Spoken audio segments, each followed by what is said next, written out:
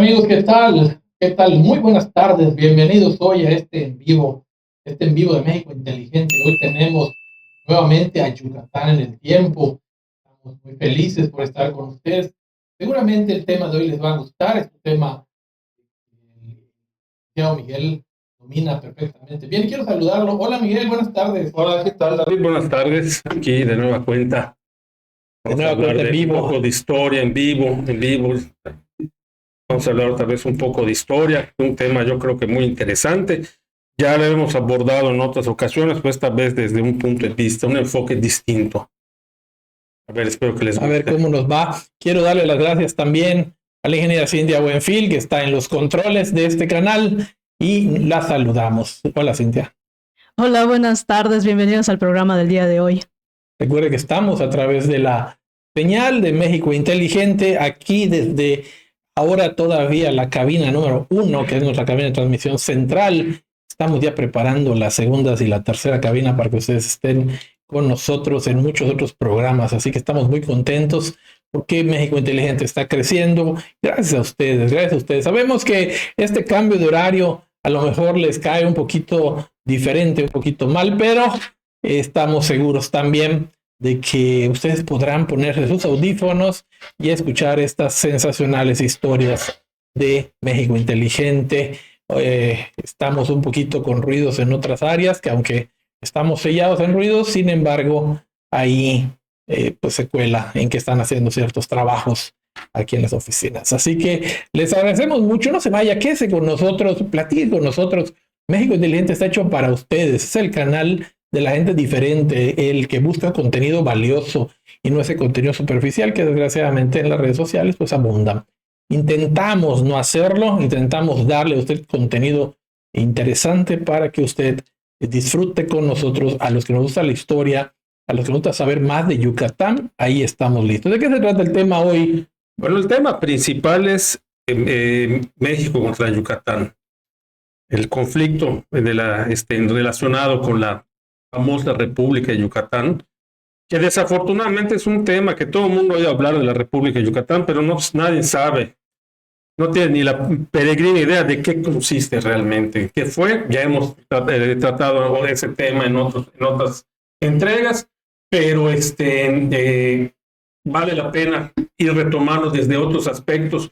¿Por qué? Porque son muy interesantes y además para que la gente conozca realmente qué fue ese movimiento que derivó en un conflicto entre México y la provincia o la península de Yucatán en aquel momento, un conflicto armado. Bueno, siempre hemos mencionado, Miguel, a lo mejor pecamos porque somos yucatecos, de decir que Yucatán es una parte muy heterogénea del resto del país.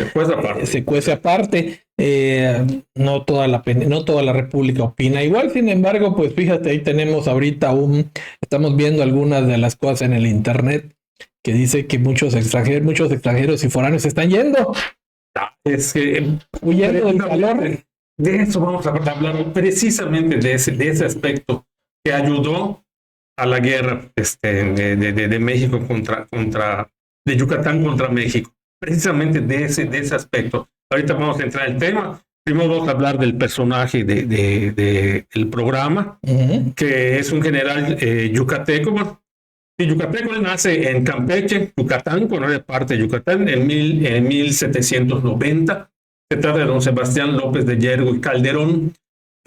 Perdón, es yucateco porque pues, en esa época Campeche pertenecía a Yucatán. Es un militar y político novohispano y mexicano porque nace en la época de la colonia.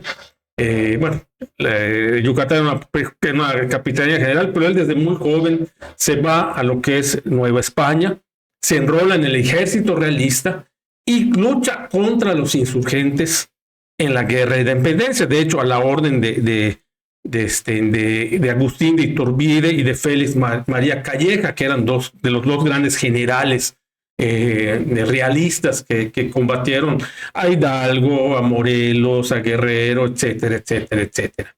Entonces, él en 1819 regresa a Campeche, su ciudad natal, y ya se queda prácticamente acá. Y él es, lo curioso es que él es un partidario del partido centralista.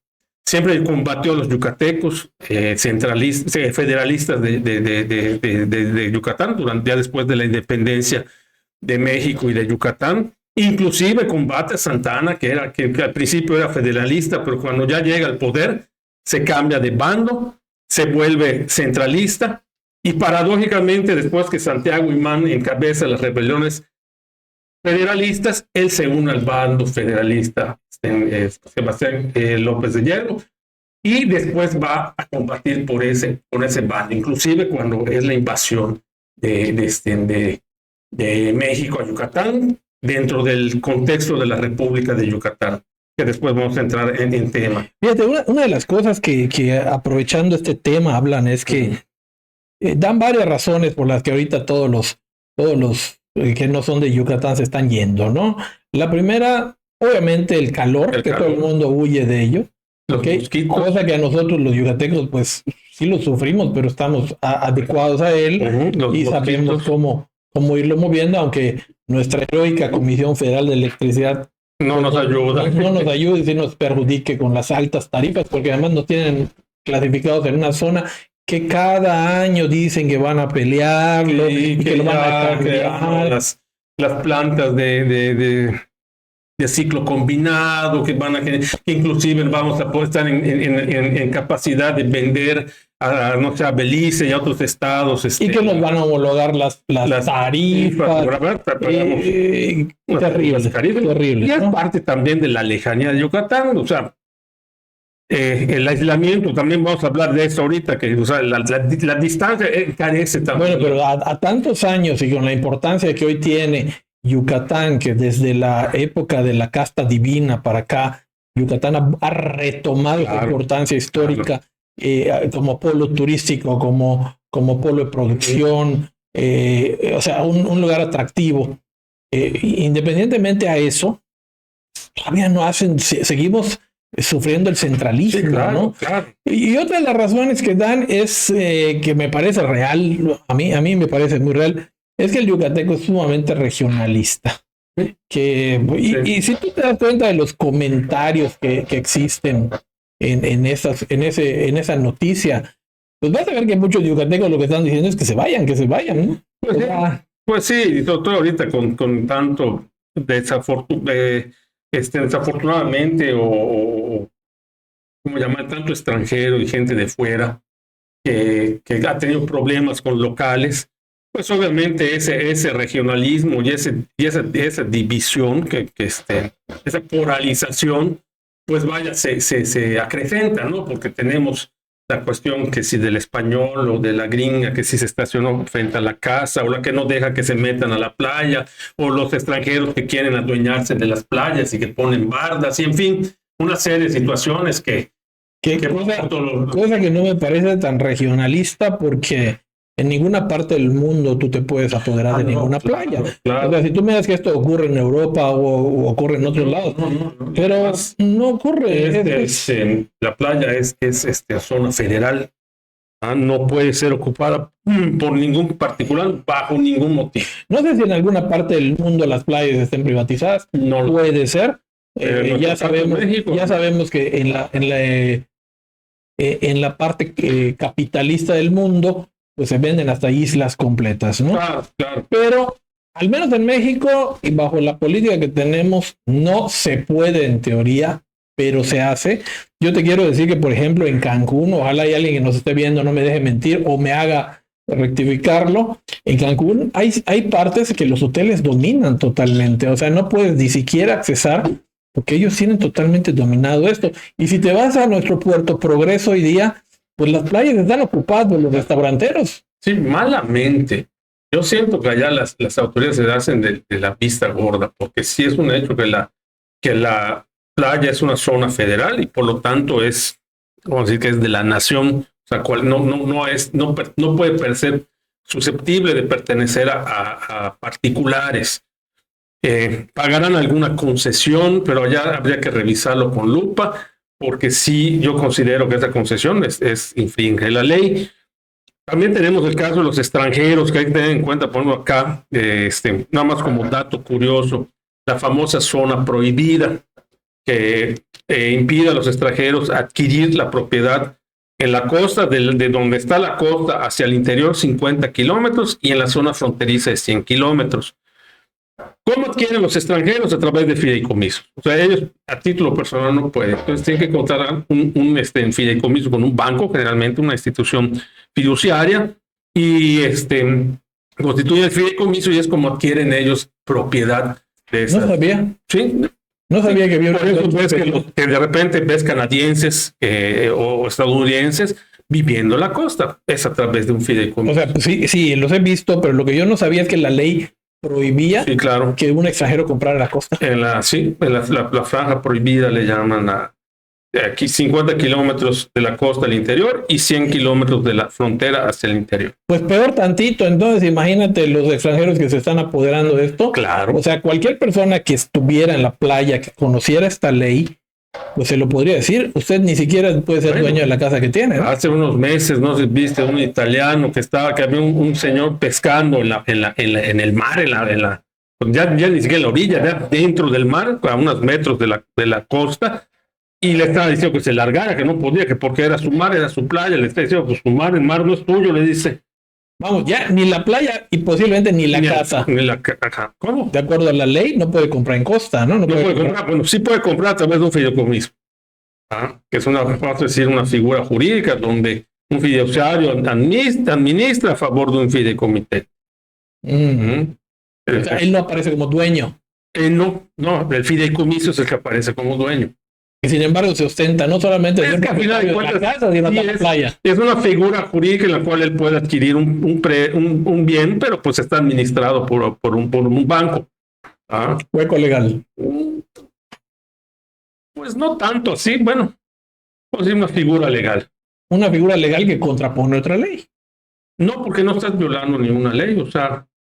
No puedo ser propietario yo de forma directa, pero sí a través de otra persona. Exactamente. Estás violando la ley de otra forma. O sea, la ley, entonces sería ilegal. Estás usando la ley para mover la ley.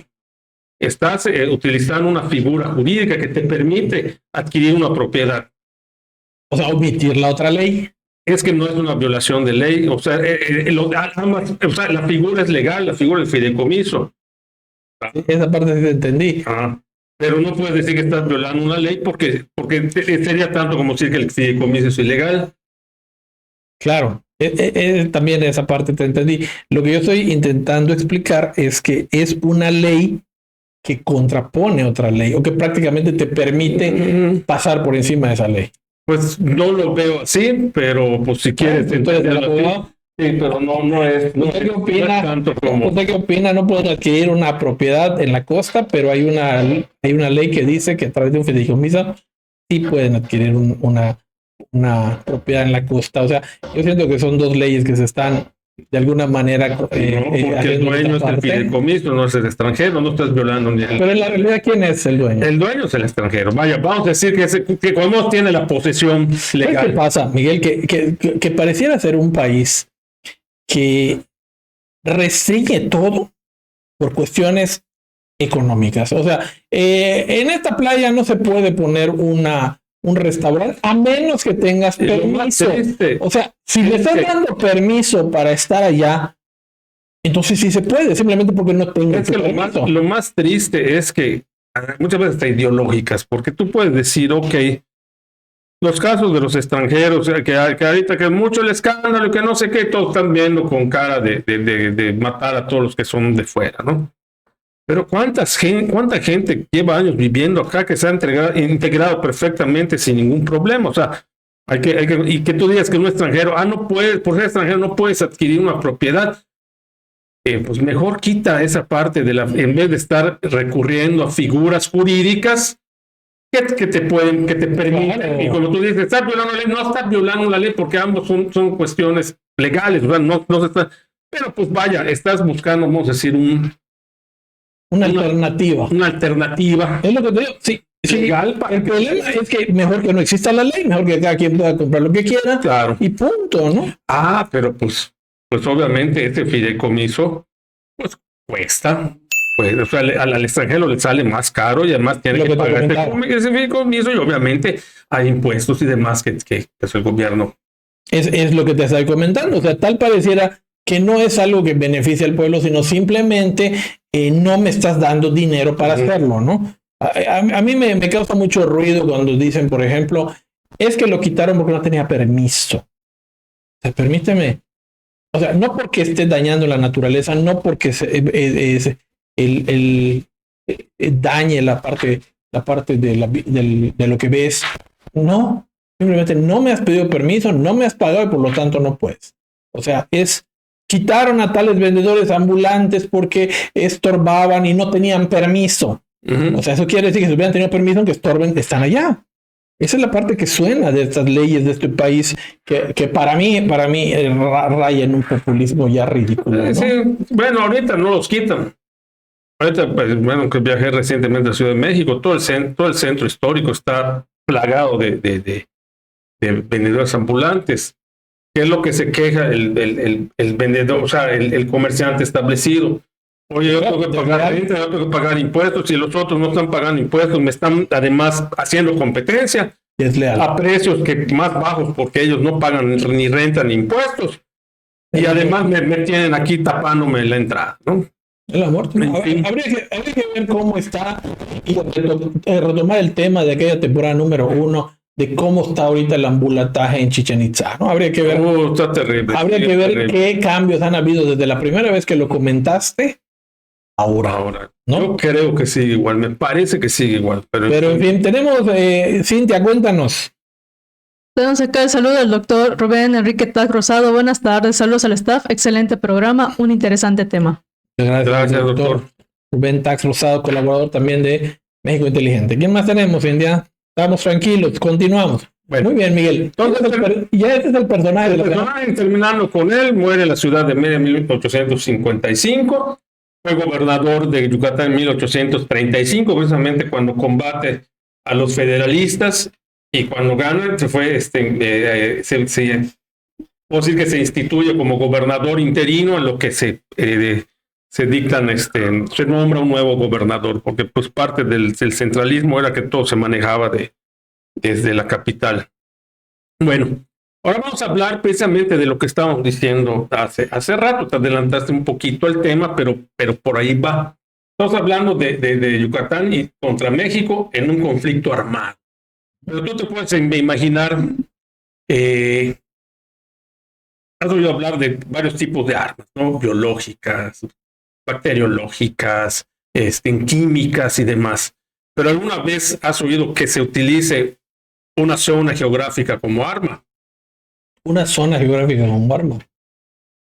Bueno, ahí sí lo había yo escuchado. Sí, claro, ha habido la famosa pelea, que incluso hay una película de los persas contra los ¿cómo se llama? Los espartanos. Ellos usaban mucho las zonas geográficas como arma. De hecho, era una de las armas preferidas del ejército romano. El ejército romano pensaba que habían ciertas áreas que te permitían ganar un combate. Claro. ¿No? O sea, áreas cerradas donde tú pudieras minimizar el acceso del enemigo de diferentes flancos, ¿ok? Y entrenar a las primeras líneas de combate. Eso siempre se ha utilizado, ¿no? Entonces utilizaban ellos, buscaban armar el pleito. Si el otro ejército era más poderoso, buscaban encontrarse en zonas cerradas. Zonas geográficas que les favorecieran más. Exactamente. Al bando, forzar al enemigo a luchar en un lugar donde él tuviera ventaja. Eso que mencionaba, las famosas batallas de las Termópilas, cuando 300 espartanos se enfrentan al ejército persa. 300 espartanos, pero habían atenienses, habían medos, habían de otras nacionalidades griegas, pero los famosos eran los espartanos, ¿no? Que precisamente en un estrecho se obligan a enfrentar donde ellos tenían ventaja porque no se podía desplegar el ejército y el tipo de armas les favorecía. Los romanos, aquella legión perdida, que creo que era no me acuerdo si la 12ª, que en Germania desapareció, y resulta que los germanos los atacaron en un bosque donde los romanos no podían desplegar sus maniobras de defensa, que si las tortugas y las ¿cómo se llama?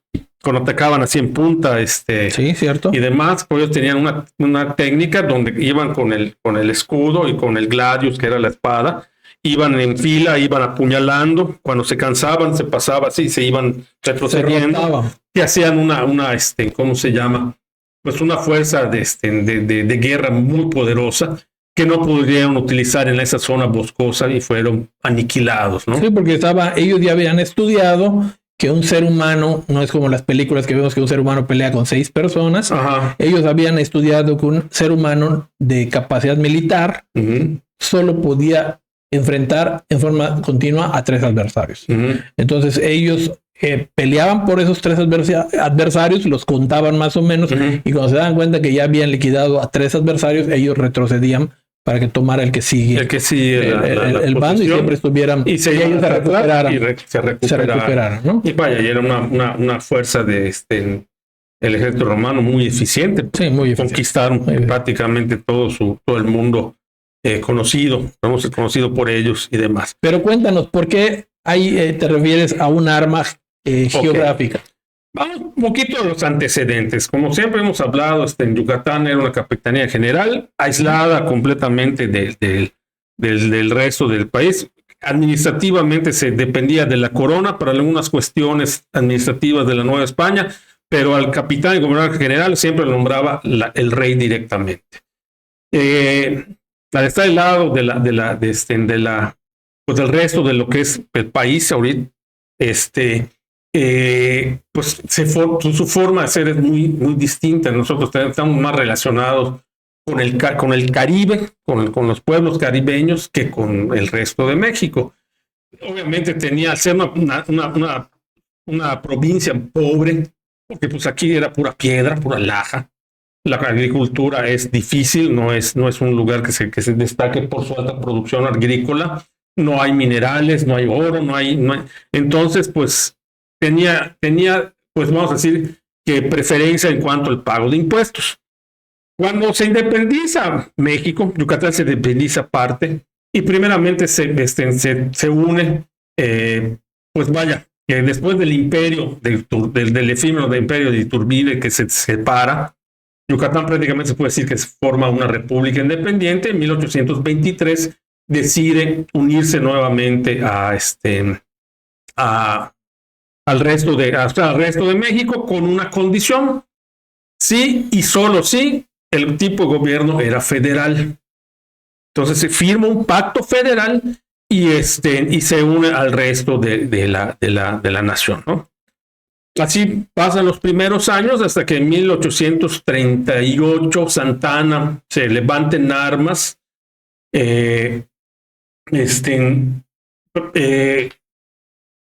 combate, se hace del poder y una vez ya en el poder decide volverse al bando centralista. Obviamente en Yucatán empiezan aquí las revueltas, en una donde participa López de Yergo, precisamente. Los federalistas empiezan a moverse políticamente, hasta que en 1840 deciden separarse del resto del país por la cuestión de que pues, habían vuelto centralistas y ellos habían puesto como condición ser un gobierno federal. Como consecuencia de eso empiezan entonces una serie de conflictos. Santa Anna manda un ejército. Pero, Miguel, una duda sí. que siempre he tenido. En aquel tiempo las comunicaciones no eran las comunicaciones de hoy. Obviamente eran más lentas que las que son. Claro, de hecho, hay unos videos que acaba de subir Juan Miguel Zunzunegui sobre Yucatán. Él es un filósofo, historiador muy conocido ahorita, que dice que Yucatán estuvo separado. Prácticamente la integración de Yucatán al resto del país se da en la segunda mitad del siglo XX. Fíjate. ¿Cómo podía saber un gobierno centralista que Yucatán estaba en posición de separación? O sea, se juntaban y decían, ya nos separamos. ¿O cuál era la forma en que podían captar? Bueno, podía haber sido un grupo de babosos ahí que estaban diciendo que eran aparte. ¿Cómo sabían que tenían un poder como para decir, oye, ya no somos parte de México? ¿Cómo piensas tú que haya podido hacer eso? Pues eso, pues mira. ¿Y mandaban una acta? No, sí, levantaban, se le proclamaban, levantaban un acta. De hecho, dentro de todo este colofón, porque no fue algo que fue a partir de 1840 hasta 1848 que se reincorpora Yucatán definitivamente. Hubo otros reintentos de reincorporación en 1843, 1841. Pues lo mandan inclusive a don Andrés Quintana Roo, yucateco, pero él desde que se fue a México a estudiar y luego se quedó y se volvió insurgente, allá se quedó y fungió en puestos públicos tanto en el judicialmente, o sea, como en la Suprema Corte de la Nación, como federal y demás. Santana lo manda a negociar, llega una negociación donde dice, ¿verdad? Bien, nos vamos a volver a unir, pero bueno, vamos a pedir que nos conserven las exenciones de impuestos. Yucatán es una provincia pobre. Y Santa Ana, y obviamente de poder autorregularse, que es el principio del federalismo, que yo soy un estado independiente, pero pertenezco a una nación y yo tengo derecho a nombrar a mis gobernantes y a promulgar mis leyes. Y Santa Ana viola ese pacto, entonces se vuelve a separar Yucatán y obviamente en ese colofón está en la guerra, manda Santa Ana a un ejército que primero llega a Ciudad del Carmen, va avanzando por Lerma, Champotón, hasta llegar a la ciudad de Campeche y tratan de sitian la ciudad y empiezan. O sea, ¿llegan a pie? Sí. Y también por barco. Había barcos que estaban atacando y bombardeando Campeche. ¿Qué es lo que pasa?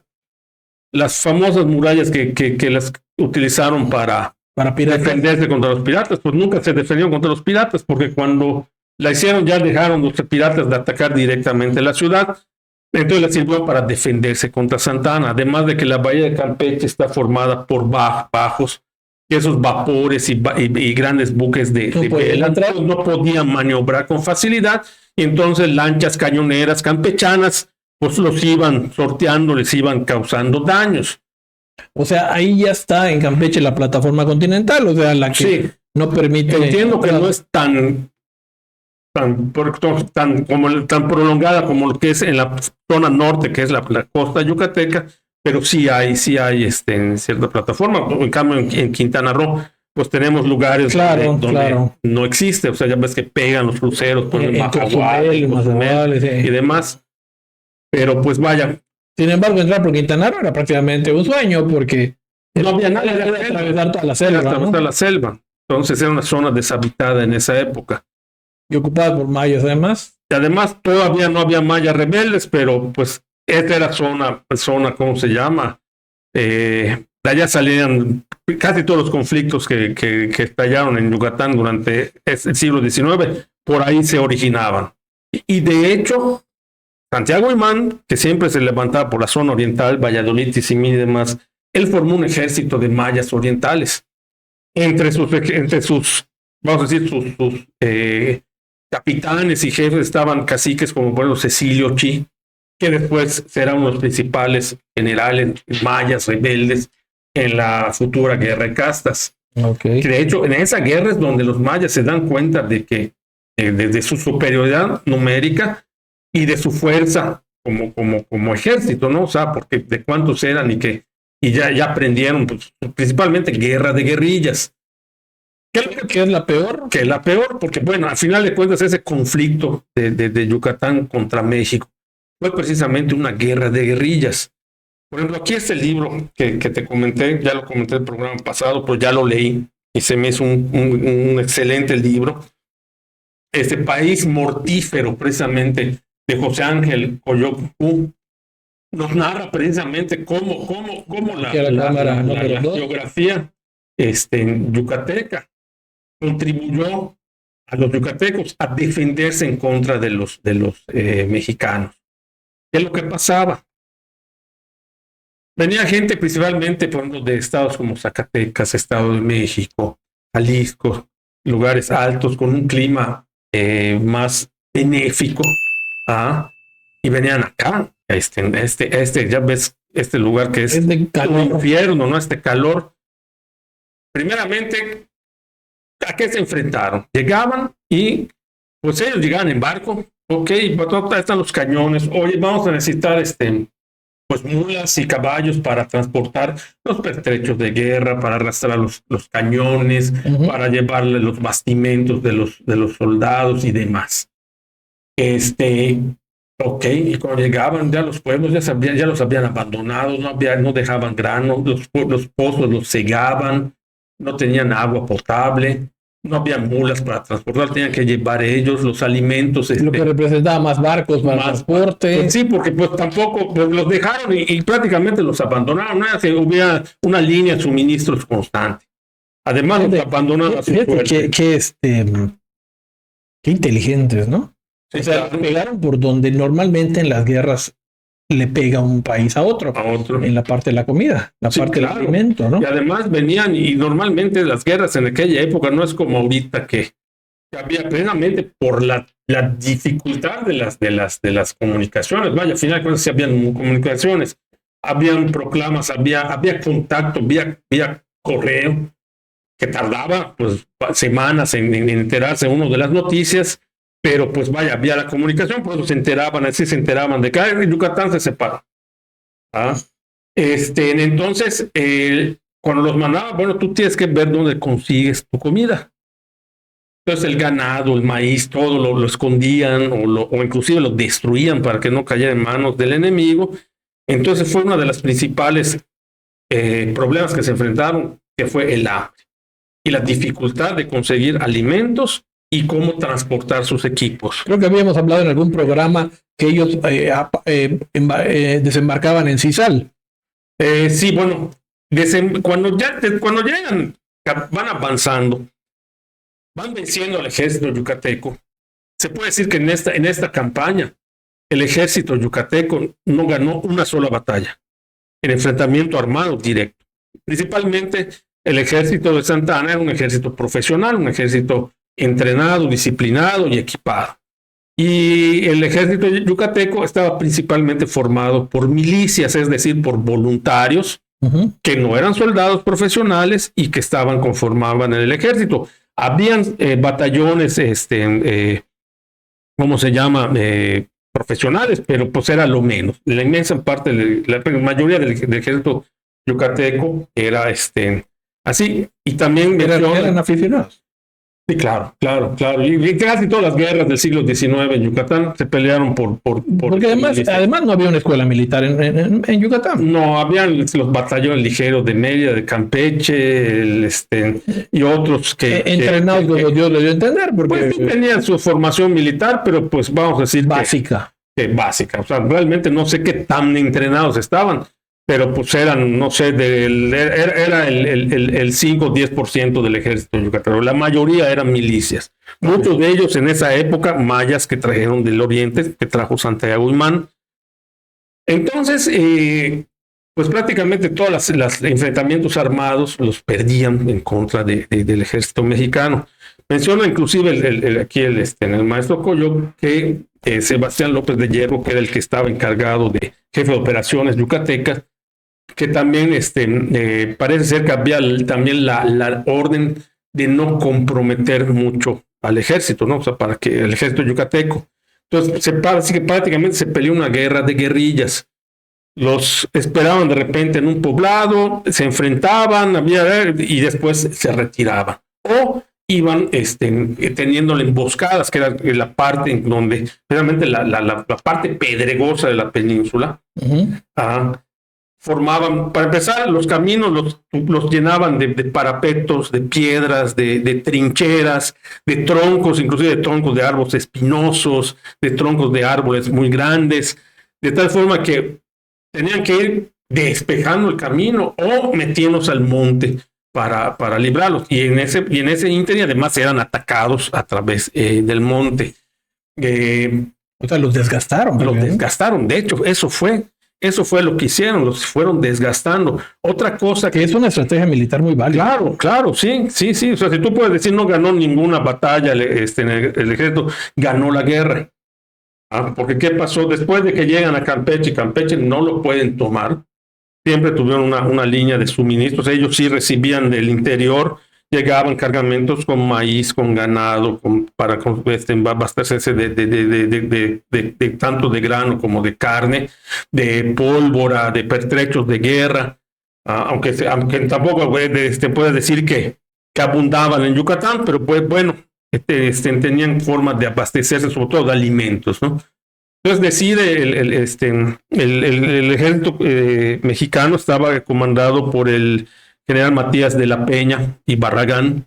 Entonces decide intentar llegar a Mérida por la costa. No te mencionan en ninguna fuente, porque cosa curiosa, es un hecho muy interesante, pero por ejemplo yo nada más lo he leído ahorita con el maestro Coyoc, en el libro de ensayo de las revoluciones en Yucatán de 1840 a 1864, de Serapio Vaqueiro, y un relato que menciona en su libro A la sombra de la ceiba, Antonio Medisbolio. Sí lo menciona de repente en artículos y historiadores lo comentan, ¿no? Pero no es algo que se haya estudiado. De hecho, en la presentación de su libro, el maestro Coyoc lo menciona, es un caso que es algo que se conoce poco, ¿no? Y él se enfoca precisamente en cómo se utilizó de arma la península de Yucatán en contra de los invasores. Pero cuando llegan a Telchac, yo me imagino que no entraron por Cizal, porque también es un puerto fortificado, tiene una pequeña fortaleza. Sí, cómo no. Entonces desembarcan en Telchac y empieza entonces su peregrinación hacia Mérida, de la zona más pedregosa de la península. Allá, bueno, la costa, sobre todo la costa de la norte de Yucatán, es una zona pantanosa. Primero tiene la costa, después está la ciénega, después la sabana, y otra cosa que les empezó a diezmar fue la fiebre amarilla. O sea, los mosquitos. Derivados de los mosquitos. Y es lo que decía, el yucateco estaba aclimatado, ya tenía resistencia natural, ellos no. Entonces empieza a diezmar a los ejércitos mexicanos, porque se empiezan a enfermar. Entonces llegaba un momento que prácticamente se morían o se inutilizaban por enfermedad diariamente 10 soldados, más los que desertaban, porque tuvo mucha deserción. Estaban muriendo de hambre, estaban enfermos, estaban muriendo de calor. Hubo mucha deserción dentro del ejército. Y también sé que en esa época los uniformes eran muy cargados. Eran muy cargados. Por ejemplo, te lo menciona Medisbolio, que las casacas las iban tirando por el camino. Llegaban a los pueblos, ya estaban abandonados, muchos hasta los incendiaban y destruían el grano o se lo llevaban, cegaban los pozos para que no pudieran abastecerse de agua en un lugar donde no hay ríos. O sea, la única forma es de abastecerse bajo tierra, allá está el agua. Llegaron, se pasaron Mutul, llegaron a Tixcocopa. En Tixcocopa era una lucha muy encarnizada. Pero todo esto, inclusive después de salir de Tixcocopa, te llegabas a los caminos. Muchas veces tenían que abandonar los cañones porque estaban los caminos tan inutilizados a propósito, con piedras, con ramas, con árboles, con zanjas, con todo, que no podían transportarlos. Además que no tenían las mulas, y no tenían, entonces las mulas ya de repente las necesitaban para cargar heridos. La gente está muriendo de hambre, o sea, los soldados. A veces nada más era un puñado de grano, o de repente lograban matar una res y entonces se dividían la carne entre ellos. Así iban, o alguna hacienda de repente que no huían, sino que se quedaban, y las mujeres decían, bueno, te voy a vender. Entonces se los incautaban y no les pagaban, entonces peor, mayor enemistad con la gente local. Y así van marchando hasta que llegan a Fue un suplicio, ¿no? Fue un suplicio. Después de Tixcocopa llegan a Tixpehual. Allá menciona el maestro Coyoc que es la última batalla formal. Cuando pudieron haber desembarcado en Tixco. No. Pues llegaron a Tixco, batalla, de hecho, una de las batallas más sangrientas de ese conflicto fuera de Tixcocopa. Ahí está. Ahí está. Es Tixpehual. Fue el último pueblo que llegaron. Se dice que llegaron a la hacienda Pacaptún. Y allá lo menciona Medisbolio, un tanto, quizás como leyenda, porque pues nuestra historia y de todos los países también tiene su parte de leyenda. Dice que cuando llega general Barragán y se suben a los techos de la hacienda de Pacaptún, que hoy está en ruinas, logran divisar con los catalejos la ciudadela de San Benito. Dicen que con eso Barbachano era gobernador de Yucatán, mandó llenar la ciudadela cortó troncos de matas de plátano y los puso de tal forma que parecían que eran cañones a la distancia. Y entre los soldados normales, la verdad es una especie de espantapájaros con la camisola y el sombrero de las guardias, de los voluntarios de las guardias nacionales, y con palos hacia un lado, de tal forma que parecían un soldado parado en guardia con un fusil. Entonces llenó de soldados falsos y de cañones falsos. Fue genial, ¿eh? Tratan de llegar a la ciudad de Mérida, mandan a un muchacho a llevar una carta a un simpatizante centralista meridano, que si no me acuerdo, un señor de apellido Ponce, si la memoria no me falla. Pero es interceptado, y cuando lee la carta le dicen, van a este señor Ponce, y dice, pero ahora nos vas a hacer la carta, te la vamos a dictar. Entonces le dice que tengan cuidado porque ya vienen en camino 11,000 mayas armados hasta los dientes a cerrarles el paso. Sea cual sea esa idea real. Además mandaron a una persona parlamentar que los entró al Palacio de Gobierno. Entonces le hicieron que durante todo el trayecto pasaran soldados marchando, carretas con pertrechos, con alimentos, con todo, para que vea que haya opulencia, cuando realmente había una escasez tremenda. Y cuando llegan, pues lo obligan. Bueno, según ellos dicen, pues la única solución es que ustedes se rindan. La cosa es que termina con la capitulación del ejército mexicano hacia el ejército yucateco. Realmente, pues lo cierto es que estaban muertos de hambre.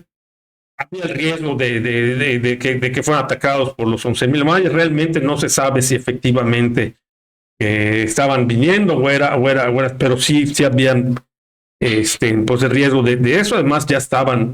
Bueno, Miguel, sabemos que la guerra psicológica, la guerra del engaño, es una estrategia militar muy utilizada, si tú te acuerdas. Y fíjate cuántos años antes aquí en Yucatán se utilizó. Hasta deberíamos estar sumamente orgullosos de que se utilizó esto, teniendo en cuenta que su capacidad militar era mucho menor a la del ejército mexicano. Ellos no sabían cómo estaban viniendo, si estaban viniendo pertrechados o fuertes. Ya las enfermedades las fueron mermando y todo esto, pero no lo sabían. Pero si ustedes se acuerdan, Vietnam le gana la guerra a dos países, a Francia y a los Estados Unidos, a través de la guerrilla. Afganistán le gana a Rusia. Afganistán le gana a Rusia. Y la técnica del engaño siempre fue muy usada. Y la resistencia. En el día D, cerca del día D del desembarco en Normandía, el ejército aliado, si te has de acordar, y a través de inflables, consigue inflables y hace todo un grupo de barcos de guerra inflables, y los pone en el mar para que el ejército alemán y el ejército japonés y se dieran cuenta de que iban a desembarcar en otro lado, no en las costas de Normandía de Francia, sino en otro lado. O sea que la técnica del engaño siempre ha sido una estrategia militar muy usada en el mundo.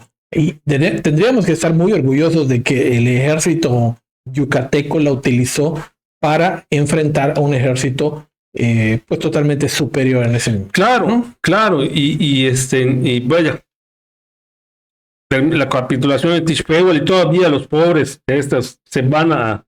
No creas que inmediatamente se fueron a sus barrios, se fueron a sus casas.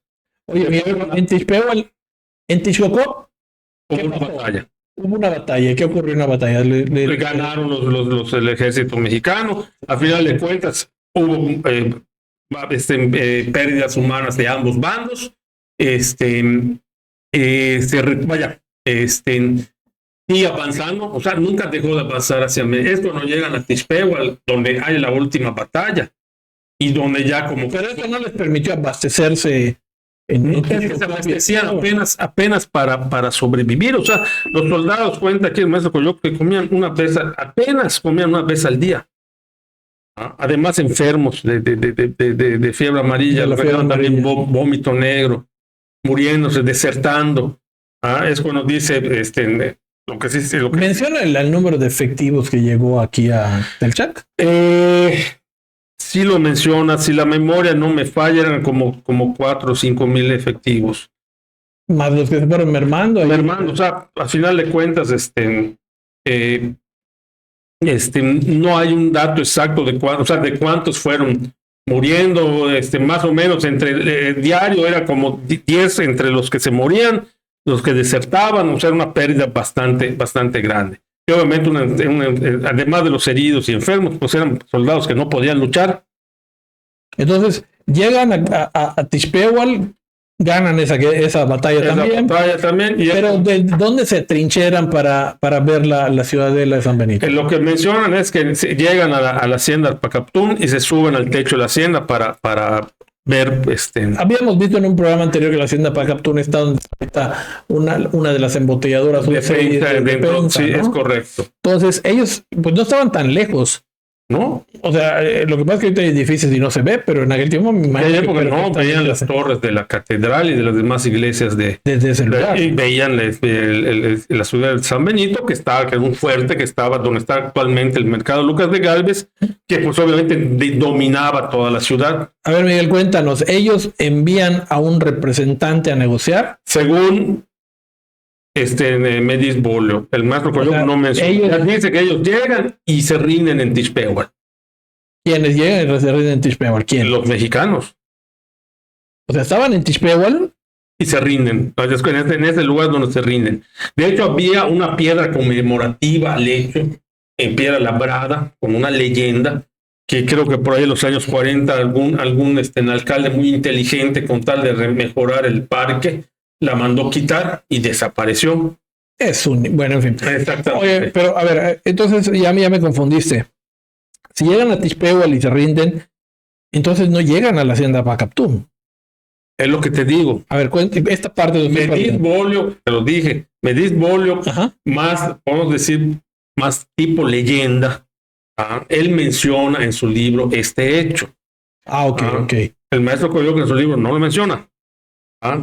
Es muy probable que haya sido una leyenda que se utilizaba mucho como los niños héroes, es una leyenda. Sí, el maestro Coyoc entonces dice que la rendición fue en Tixpehual.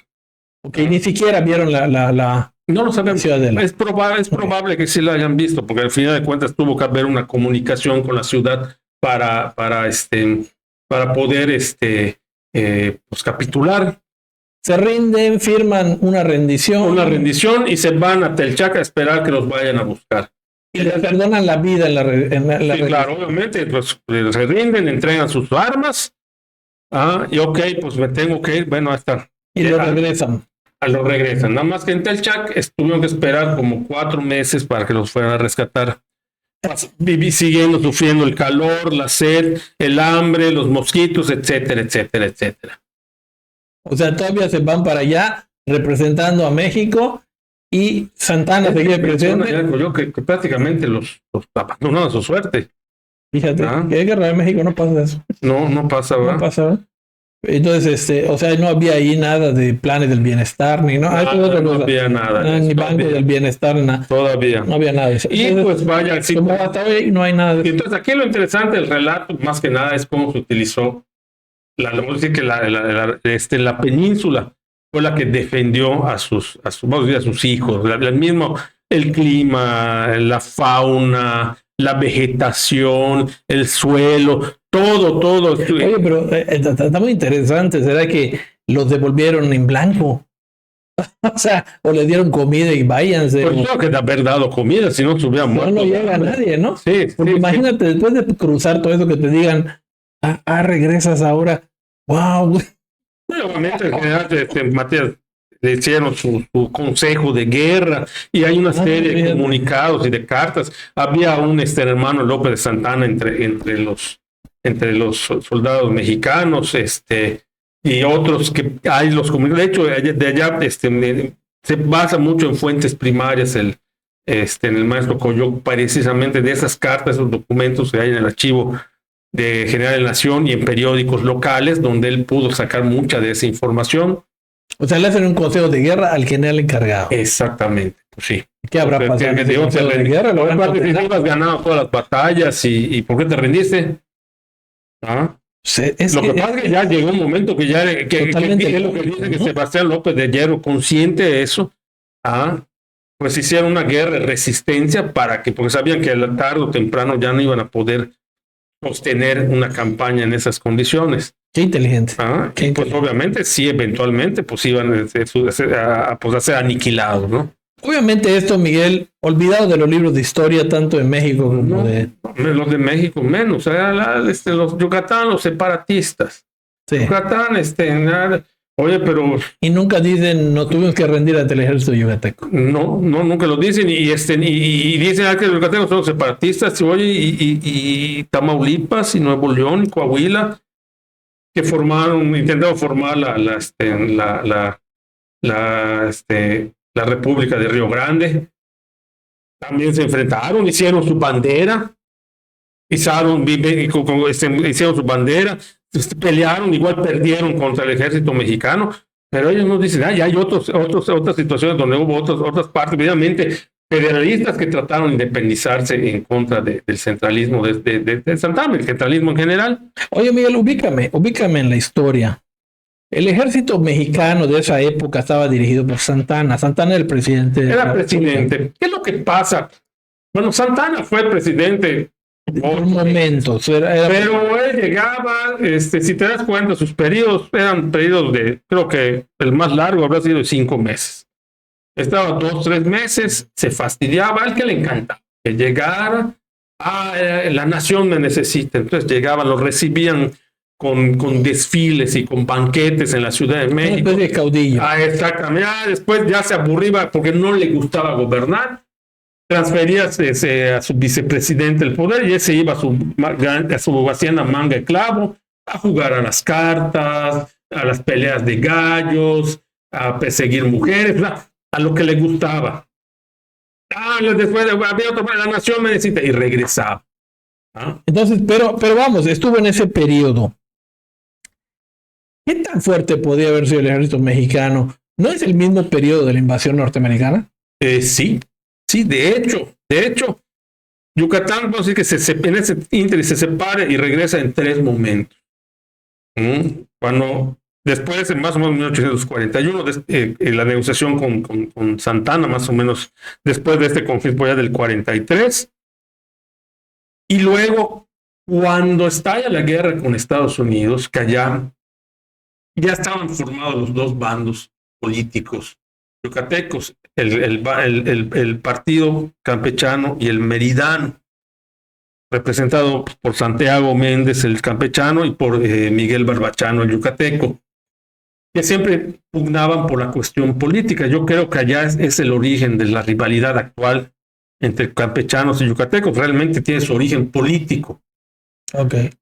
Cuando estalla, normalmente siempre Mérida pugnó por la separación. Inclusive el bando de Barbachano pretende levantar el acta de independencia. De hecho, se elabora el acta de independencia definitiva de Yucatán como república independiente.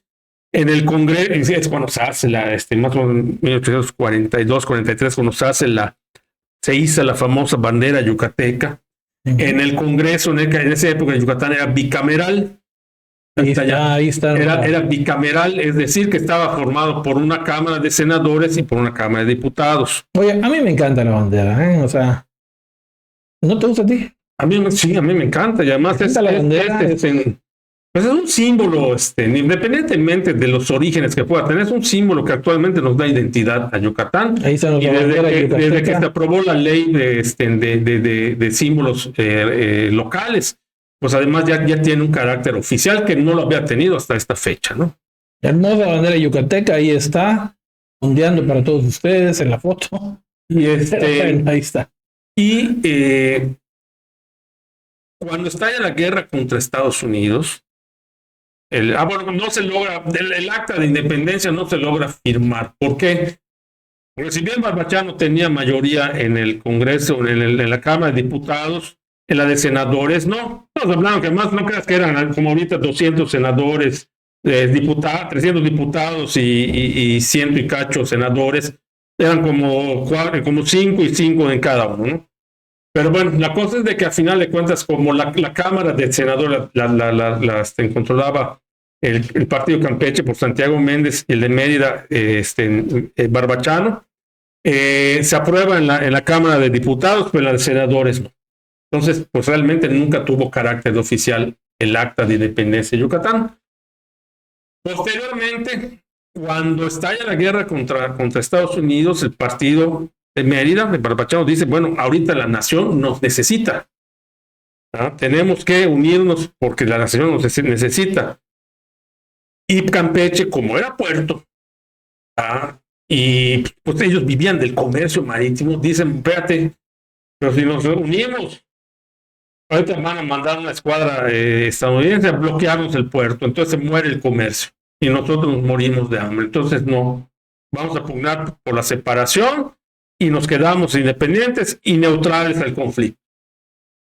O sea, durante la guerra de Estados Unidos, Yucatán estaba neutral. Neutral, exactamente. Fíjate qué dato tan interesante, ¿no? Pero allá para que veas que Campeche siempre pugnó por la integración y Mérida por la separación, allá fue al revés. Acá Yucatán quiso integrarse y Mérida, todo era Yucatán en aquella época. Pero Mérida. Vamos a hablar de dos ciudades, Mérida y Campeche, las patrias chicas, como decía ¿cómo se llama? Nelson Reed en su libro de la guerra de castas. Oye, pero en parte ahí le doy la razón a los campechanos. Los Estados Unidos tenían una naval lo suficientemente entrenada como para bloquear puertos. Claro, allá sí iban a bloquear.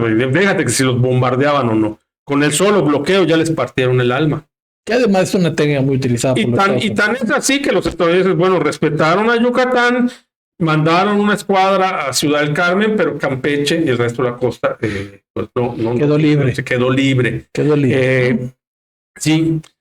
A consecuencia de este conflicto armado, que ya los mayas pues ya estuvieron conscientes de su superioridad numérica y de su fuerza como ejército. A ellos les prometieron, entre lo que les prometieron era la cancelación o la supresión o disminución de las obvenciones. Las obvenciones son impuestos de tipo eclesiástico, es decir, eran los impuestos que cobraban por bautizos y por matrimonios. Obvenciones. Okay. ¿Qué es lo que pasó? Como siempre pasa, que además yo creo que ese conflicto más que nada tiene su origen político. Los políticos no cumplieron con su palabra.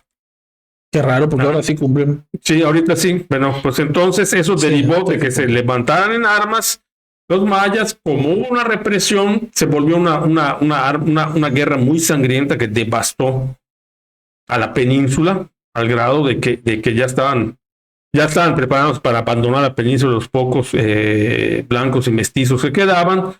Cuando pues los mayas se replegan para cosechar, porque o tomaban la Mérida de Campeche o se morían de hambre.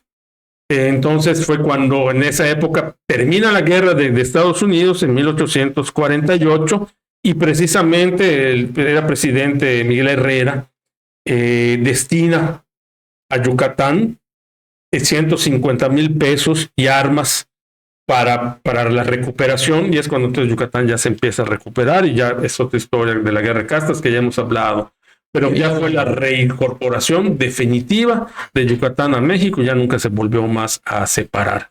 Una historia fantástica, Miguel, porque realmente, mira, yo en mi generación, y me imagino que es la tuya, tú eres más grande, pero que llevábamos historia y llevábamos historia de México, ¿te acuerdas? En la preparatoria creo que se llevaba historia de México, historia de Yucatán. De Mesoamérica, de Yucatán y de México, sí. Jamás en mi vida escuché esto. Se menciona, lo que pasa es que lo mencionan así muy... Pues no sé dónde que como que agarras tu sándwich de mermelada y le haces nada más así. Yo realmente la historia de la famosa guerra entre México y Yucatán nunca la había escuchado más que aquí en México Inteligente. O sea, no lo había Es que lo que te digo, todo el mundo ha hablado de la República de Yucatán, todo el mundo conoce la bandera de Yucatán, pero nadie sabe de dónde vino, por qué vino. Ya hemos hablado de la bandera, que la configuran, los colores, las estrellas eran los departamentos de aquella época, que era Campeche, Izamal, Valladolid y Tecash.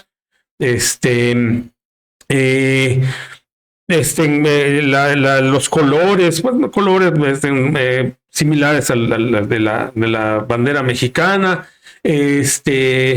La República, realmente, si muchos dicen, es que se firmó el acta, realmente no se llegó a firmar. Eso lo menciona Serapio Baqueiro en su obra. ¿Ah? Pero ya la República de Yucatán y la hermana República de Yucatán, y ya como chiste, o sea, a veces es lo que me queda mal, como burla, llegan y la hermana República de Yucatán. Pero fíjate que en el último tiempo, todo eso. Fíjate que Miguel, en el último tiempo, esta separación cultural y ha agarrado mucha fuerza, ¿eh? Antes le daba pena, nos daba pena a los yucatecos que nos estuvieran burlando como la República de Yucatán, que ustedes se sienten que los acentos, que cabezones, y nos daba pena, ¿no? Hoy día, yo creo que ya no.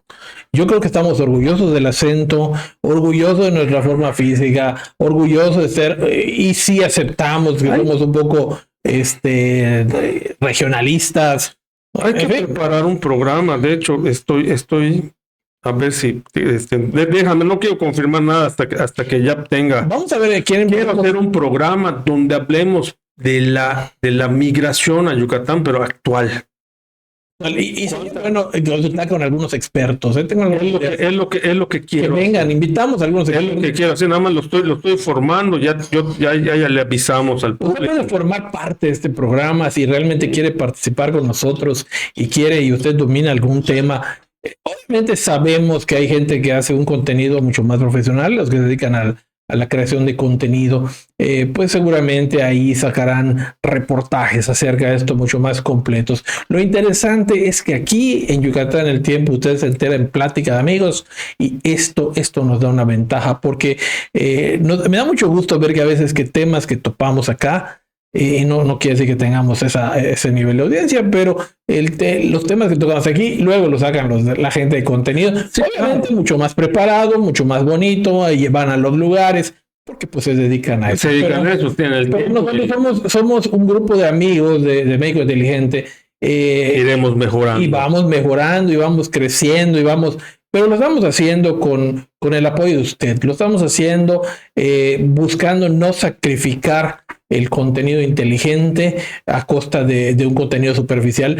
No queremos mucho contenido tonto, queremos poco contenido todavía, pero y si va creciendo, seguramente siempre vamos a priorizar el contenido inteligente, pero vamos a priorizar que usted en este horario, en el otro horario o posteriormente nos vea y escuche estas sensacionales historias. Sé que las redes sociales a veces no se quedan ustedes mucho tiempo ahí, pero háganlo, no se van a arrepentir porque realmente empiezas a ver esta otra forma y luego van ustedes a ver a los historiadores o a los reporteros ya de creación de contenido inteligente, porque hay otros que, ¿para qué le cuento? Volver a tocar los temas en esta ya de forma profunda, con mejores videos todavía, con mejores. Vamos para allá. Denos chance, porque para nosotros la prioridad, ¿qué cree que es el contenido? No, para nosotros la prioridad es usted. Entonces, terminamos nada más para aclarar, en Fe de Ratas dije que el presidente que unificó nuevamente a Yucatán era Joaquín Herrera, perdón, era Miguel Herrera, es Joaquín Herrera. Ah, ya te fuiste con el entrenador de fútbol. Sí, hombre, ¿verdad? Con el Piojo Herrera, ¿no? Joaquín. Y vaya, y ya nada más para rematar con esto que mencionamos, que es lo que podríamos platicar. Quizás esa serie de creadores de contenido que han salido últimamente, que exageran su acento yucateco y demás, que tan bien te caen a ti, puede ser también una forma de resistencia o de ¿cómo se llama? De defensa, pues de lo que es nuestra cultura local, o sea, realmente hablar así como exageradamente aporreado, que a mucha gente le cae mal, inclusive gente local, pero yo siento que también pues parte de esa, pues de esa defensa pues a toda esa invasión que hemos tenido de gente, ya no solo de todo el país, sino que inclusive de otros países. Mira, Miguel, yo con el tiempo he sentido y he aprendido, y es una forma muy particular de pensar. Usted puede pensar lo que le dé la gana. Yo, en mi forma particular de pensar, no es que me caigan mal ni me caigan bien, simplemente yo sí he sentido ese centralismo que existe en México, pero también sé que hay mucha culpa del yucateco, porque el yucateco a veces por afán de humor, de chiste, nos hace ver como tontos. Y la gente y cuando tú viajas a algún estado de la República, pues creen que tú eres el típico yucateco que hablas y dices estupideces, que no conoces terminología tecnológica, que tienes una cultura muy por debajo. O sea, yo creo que quien promueve esto, los creadores de contenido que además no más crecen un poquito, ya se sienten que son dioses, que son ahora sí, la casta divina de los creadores de contenido yucatecos y que se dan con los más grandes. Yo creo que esa falta de humildad que tiene esta gente hace que no se pongan realmente las pilas y empiecen a pensar que la gente de Yucatán merece más de lo que recibe. ¿Okay? Claro. Y este es el problema. Hay gente que incluso, no quiero mencionar nombres, pero hay gente que incluso se ostenta que aunque reciba detractores, ¿cómo le llaman, Cintia? Haters. Pues está bien, porque pues la cuestión es crear audio público, bueno o malo. Sí, pero hay gente que necesitamos, hay gente que quiere contenido inteligente, Miguel, y no lo puede. O sea, ese es el problema.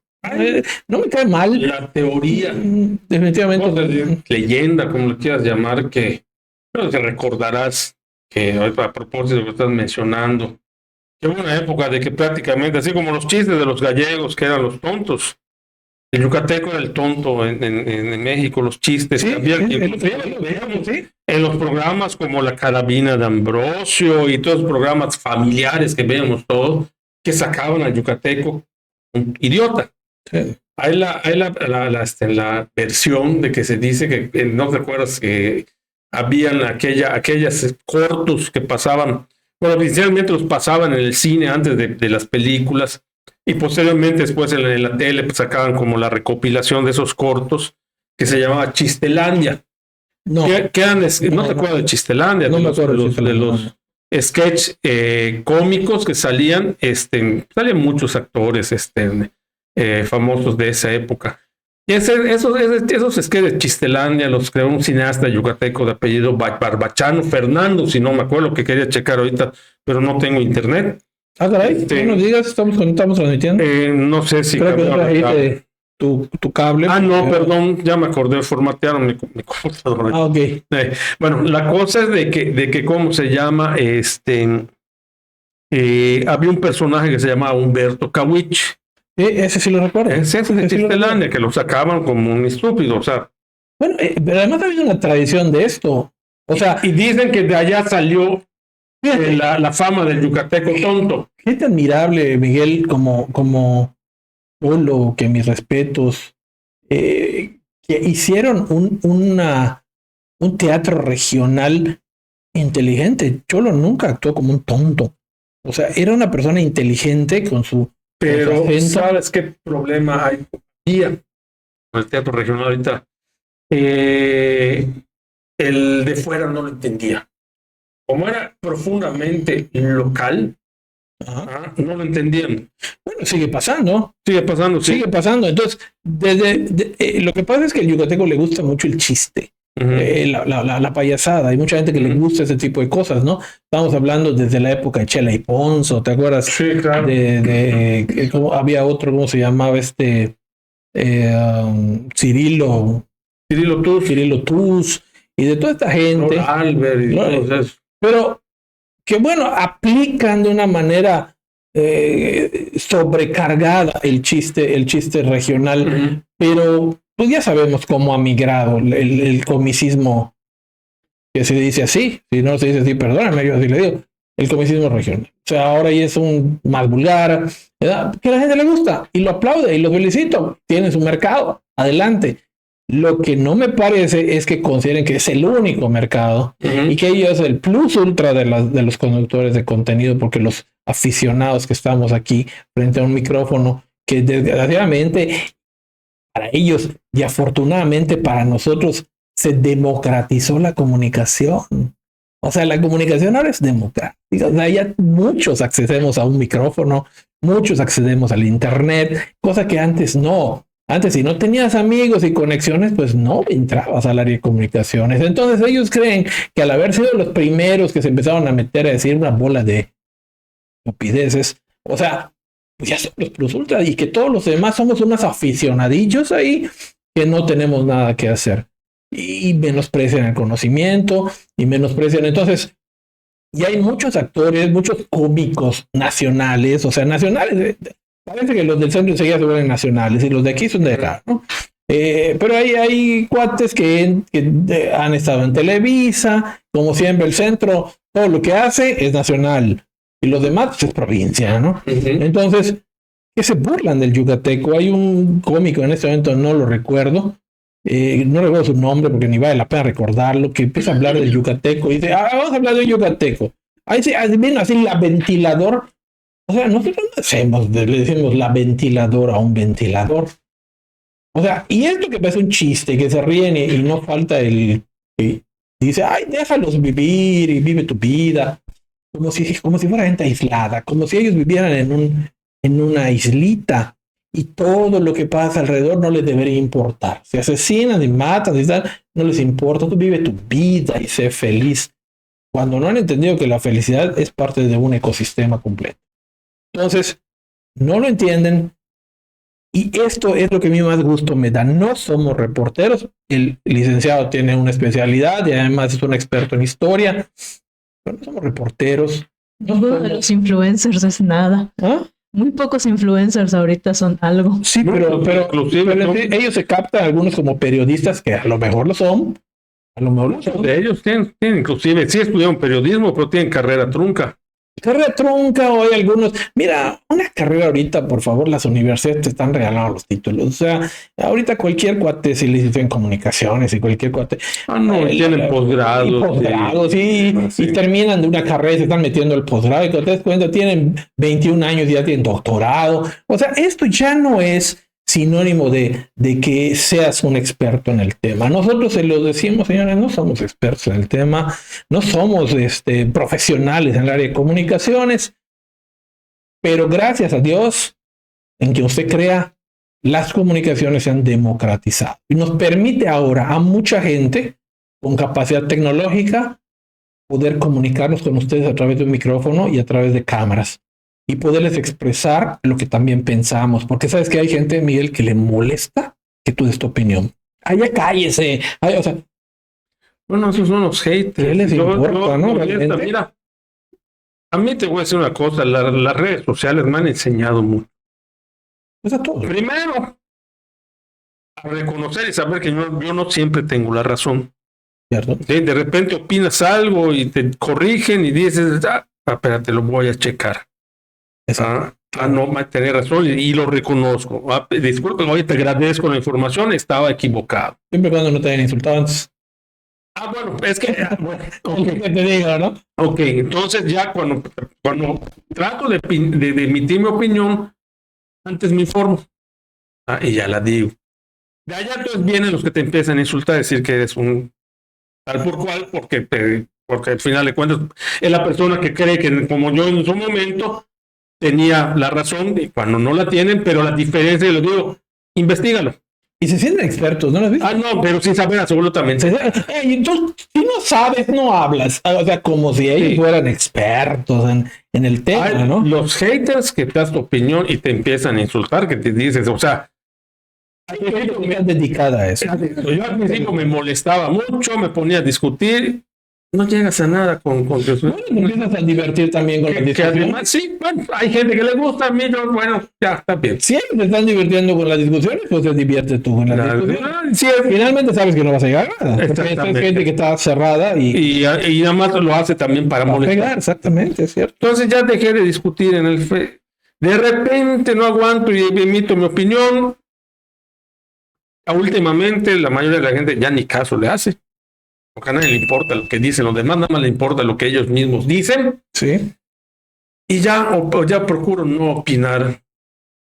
Sí, empiezas a hacerlo. Sin embargo, empiezas igual a tener una comunidad de gente que piensa o que es más objetiva o que tiene una discusión, porque no puedes obligar a la gente a pensar igual que tú. Eso ya está claro.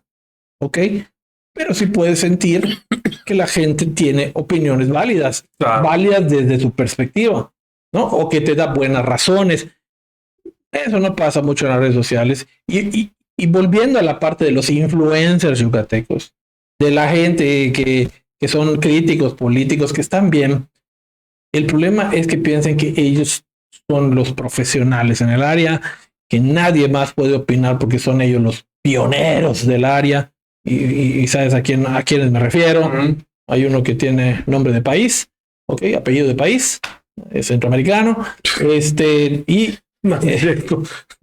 sí, ya sabes, ¿no? Sí, sí, sí. O otro que hace, que tiene nombre de un guiso, taco de no sé qué.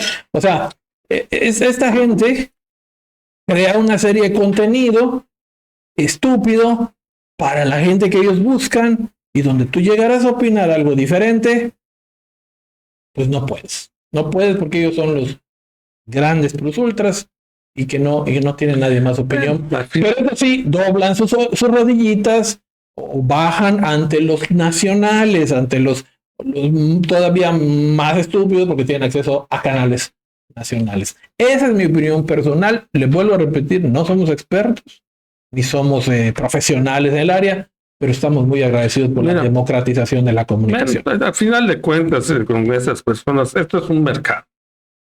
Y pues vaya, cada quien tiene su público que los consume y pues bueno. No nos apuramos, Miguel, en tener muchísima gente. Estamos muy agradecidos con ustedes, de verdad, que nos siguen, que están con nosotros, que nos apoyan, que creen en los proyectos.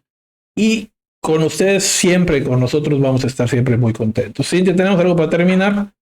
La doctora María Domínguez, buenas tardes a todo el staff y al público de México Inteligente. Gracias, Marianita. Ahí está Mariana apoyándonos.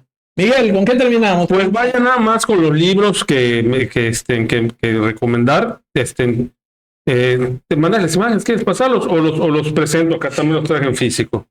A ver, tenemos el de antes los comentamos. País Mortífero, primero. País Mortífero, yo creo que es un buen libro porque lo acabo de leer, está muy interesante. Cómprenlo porque luego se agotan y es muy difícil conseguir este tipo de libros. ¿Dónde lo pueden conseguir, Miguel? Directamente al editorial. Ahí está, el programa País Mortífero. País Mortífero, se comunican, entran a la página de la editorial porque hay librerías, pero directamente ellos se llama Capulín Taller Editorial. Búsquenlo en Instagram. Allá tienen unos correos donde se pueden comunicar y ellos les dicen dónde pueden adquirir. Capulín Editorial. Taller Editorial. Capulín Taller Editorial. Capulín Taller Editorial es de un autor yucateco. Yucateco, un maestro en historia, originario de Jalachó.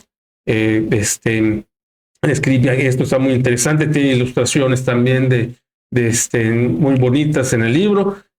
Vale la pena adquirirlo. Señores, para tener el acervo. Estamos cerca del Día del Niño. Puede ser un regalo maravilloso para sus hijos, para que sus hijos empiecen a amar a la cultura yucateca, a su cultura, porque a partir de ese amor, Miguel, es cuando empiezas a cuidar tu entorno. ¿Sabes cómo yo me hice aficionado a la historia y a todo, sobre todo la de Yucatán? Encontré en mi biblioteca, la biblioteca de mi casa, que cosa rara, porque mi papá es veterinario, y en la biblioteca de mi casa siempre hubo libros de veterinaria, quitando la enciclopedia Salvat, un tesoro de la juventud que era de mi abuela y algunos libros de mi bisabuelo. encontré una novela precisamente de mi bisabuelo, que era de Cecilio Chi, el caudillo maya, que estuvo escrito por Severo del Castillo. Severo del Castillo era un general imperialista que en la época de Maximiliano vino a Yucatán y combatió a los mayas rebeldes. Y él escribió esa novela, que es muy criticada por su inexactitud histórica. Pero pues vaya, él creó una ficción en base a un personaje histórico. O también menciona a Jacinto Canek y demás, pero pues realmente hay una distancia como de casi más de 70 años entre dos personajes, ¿no? Ahí agarraste el gusto por la lectura de Yucatán y sobre todo de la guerra de castas. Yo creo que pero además tenga usted en cuenta que este libro, País Mortífero, es un libro pequeño, de lectura agradable, no es de esos libros que tienen muchísimas. Se le lee una narrativa muy ligera, muy fácil de leer, vaya. No es muchos libros que de repente como que se enfrascan en cuestiones técnicas que lo hacen. Pues, no, y tú lo empiezas a leer y ya como que te fastidia, ¿no? No. Entonces, este es un libro ligero. ¿Quiere usted darle un regalazo a su hijo? Cómprele un libro. Cómprele este libro, País Mortífero, porque es que es muy agresivo. Ay, por Dios, más de lo que ven en internet no puede ser agresivo. Y este está lleno de historia. Y aparte de la historia que tiene, usted va a realmente hacer que sus hijos empiecen a amar, empiecen a entender por qué las cosas. Esto no lo van a encontrar en los libros de historia, ni en el plan educativo de la 4T, ni nada de esto. Este es el libro de la verdadera historia de Yucatán. Cómpreselo a su hijo. Ahí está, repetimos la editorial. Es Capulín, Talleres Editoriales. Taller Editorial, perdón. Taller Editorial. Acuérdese, Capulín, Taller Editorial. Pues se acuerda usted de los chapulines bueno, esos son otros. Pero se acuerda usted de los chapulines. De Capulina, que se acuerda de Capulina. De los libros caros de Capulina. Acuérdese usted de esto y cómpreselo a su hijo. Es un excelente regalo en lugar de estarle dando videojuegos y tonterías. Si se lo da, porque usted se lo quiere dar, cada quien le da lo que le da la gana, ¿por qué no se lo regala como algo adicional? Es un tesoro. Es un tesoro que a lo mejor en el futuro tendrá en su biblioteca como algo, y autografíeselo, dígale, te lo envía tu papá, te lo envía tu mamá. Se va a volver una joya en su vida. De verdad, no la va a perder y la va a mantener porque tiene mucho valor esto. ¿Cuál es el segundo libro? El segundo libro es el de A la sombra de mi ceiba, de Antonio Mediz Bolio, que obviamente es uno vamos a verlo. De los grandes escritores del siglo XX de Yucatán. Allá pues, narra un capítulo que se llama Los sitiadores se rinden a los sitiados. Porque pues tenían sitiada toda la península, a Campeche y a Mérida, y se terminaron rindiendo, y ya sale pues aquella pues leyenda del mensajero y de la carta y demás, ¿no? Que ya está muy interesante, vale la pena leer toda esa parte. Pues ahí está. Entre varias otras cosas que habla. De hecho, habla de muchas cosas de Yucatán, pero allá de ese relato es el que interesa. ¿Qué editorial es, Miguel? Esta es editorial Dante. ¿Me parece? Es Dante. Ahí está. Dante. No sé si todavía existe en Dante, ojalá. Este libro pues es bastante viejo, de los 80s. Pero pues ya sabes. ¿Qué otro tenemos? Y el último, que es igual, yo creo que es el más difícil de conseguir. Todavía hasta hace poco había ejemplares en la UAD, y voy a averiguar si todavía hay nuevas ediciones. Es ensayo histórico sobre las revoluciones de Yucatán desde el año de 1840 hasta 1864. Él nos habla precisamente, y además es un libro de 5 tomos. Aquí nada más estoy presentando el primero. Okay. Y es el donde se trata el tema que hoy hablamos. Pero allá sale, obviamente, pues explicado de forma abundante y con detalles y con datos y demás. Este sí es un libro difícil de leer porque es un libro muy largo y te va narrando todos los hechos de forma cronológica, pero es un libro yo creo que imperdible si quiere uno entrar en ese tipo de historias. Obviamente después la guerra de castas y otros conflictos posteriores que hubo hasta el año 1864. Serapio Vaqueiro es de la editorial de la Universidad Autónoma de Yucatán. Seguramente le va a gustar cuando ya haya agarrado el gusto por los libros. Claro, Ya claro. vendré Sí. este libro. Entonces, pues muy bien, Miguel. ¿Tenemos algo más? Pues nada más. Muchas Bueno, gracias. Entonces, ujú. despídete de nuestros amigos. Pues vaya, muchas gracias Los que lo ven muchas ahorita y el gracias futuro. aquí. Pues sí, muchas gracias. Espero que les haya gustado el programa. Estaremos preparando cosas interesantes, ya nuevos formatos, invitados y demás. Vamos a como que pues ampliarnos aquí, Claro, vamos a crecer. siempre hablando de nuestro bello estado y de nuestra cultura yucateca, que siempre debemos estar orgullosos siempre porque somos únicos. Perfecto, Cintia. Pues nos vemos en el siguiente programa y recuerden seguirnos también en nuestro canal de YouTube, México Inteligente MX. Ahí podrán ver todas las repeticiones de los programas de México Inteligente. Muy bien, no se pierda usted los próximos programas. Vamos a empezar a tener una serie de cápsulas en México Inteligente. No se pierda cápsulas contables, fiscales, con el contador Jorge Buenfil. Ahí vamos a estar. Estén pendientes de esas cápsulas. Y también le vamos a pedir a Miguel que nos elabore unas cápsulas sobre asesorías legales. Miguel, Con mucho cápsulas gusto. de 15 segundos en donde des unos tips importantes para todas aquellas pequeñas empresas Claro que que sí. quieran cómo se hace un contrato de trabajo. Nos han estado preguntando eso.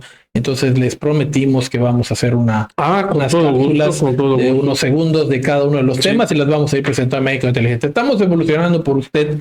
Es una hora difícil, lo sabemos, tenemos que rehacer la hora, pero sabemos que después usted con calma lo va a ver y va a poder disfrutar esas historias de nuestro bello estado de Yucatán. Le agradecemos muchísimo que haya estado con nosotros.